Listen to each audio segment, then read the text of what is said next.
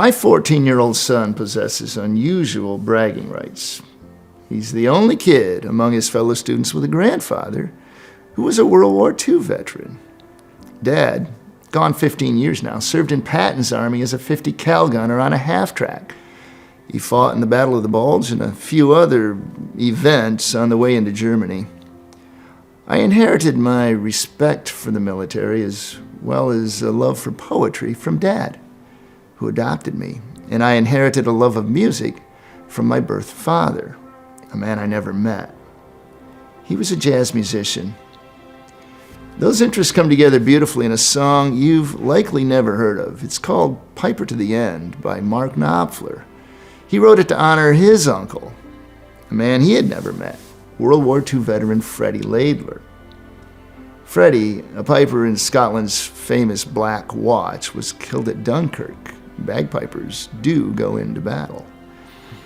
The song is elegant, achingly poignant. Amid the cruel irony of war, a gorgeous day to die for becomes a day to die on.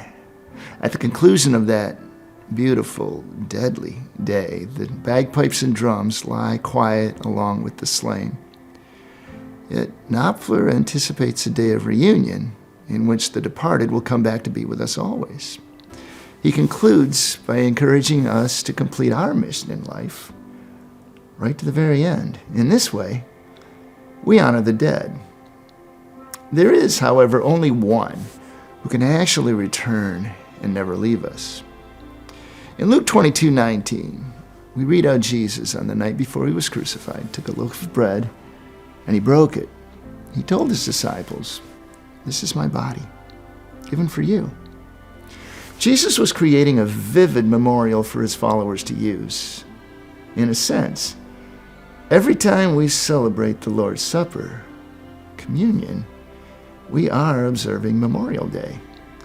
And while in that hushed moment we're recalling Jesus' death, ultimately, we're celebrating his life. He promises to return for us. Many of our soldiers made the ultimate sacrifice for their country, but Jesus gave his body on the cross as the once-for-all sacrifice for us all. He did this so you and I can be together with him forever. This sacred truth infuses our Memorial Day observations with genuine hope. Someday, we who know Jesus will meet again.